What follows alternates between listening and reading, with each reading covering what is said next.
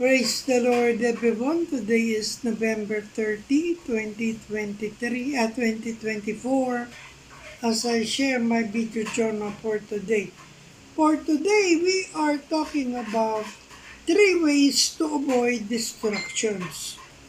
So here are the 3 ways to avoid distractions and strengthen your relationship with God. Number 1, grow in solitude.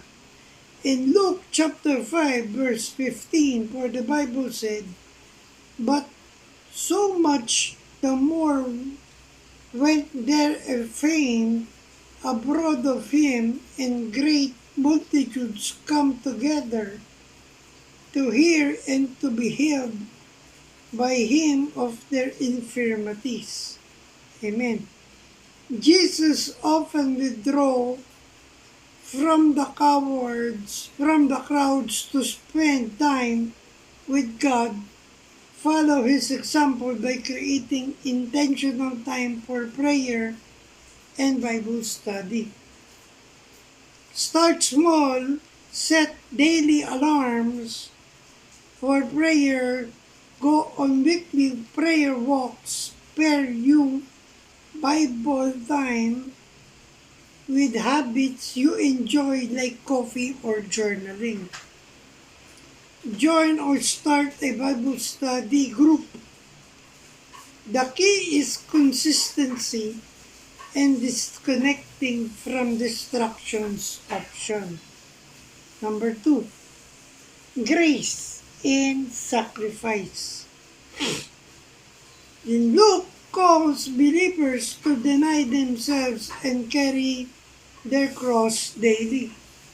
In Luke chapter 9 verse 23 to 24, for the Bible said, "And he said to them all, if any man will come after me, let him deny himself and take up his cross daily and follow me."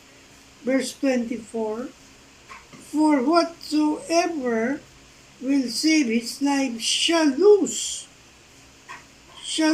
it, but whosoever will lose his life for my sake, the same shall save it." Amen. Sacrificing distractions or sinful habits can help you move forward.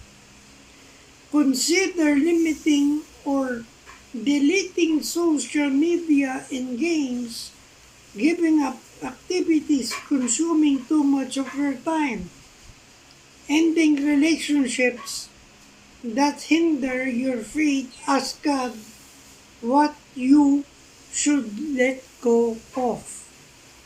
Amen. And the last one is grow in service. In Galatians urges us to serve other in love. In Galatians chapter 5 verse 13 to 14, for the Bible said, "For brethren, ye have been called unto liberty, only use not liberty for an occasion to the flesh, but by love serve one another." Verse 14, "For all the law is fulfilled in one word, even in this, thou shalt love thy neighbor as thyself." Amen. So growth comes not just from learning, but applying God's truths through service.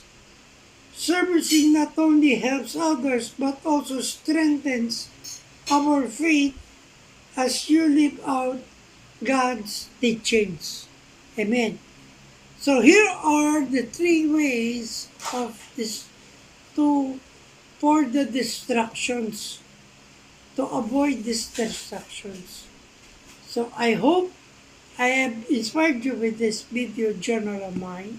Remember, we are on a mission. Keep the fire burning, for we live to serve God. Stay safe and God bless everyone. Good morning.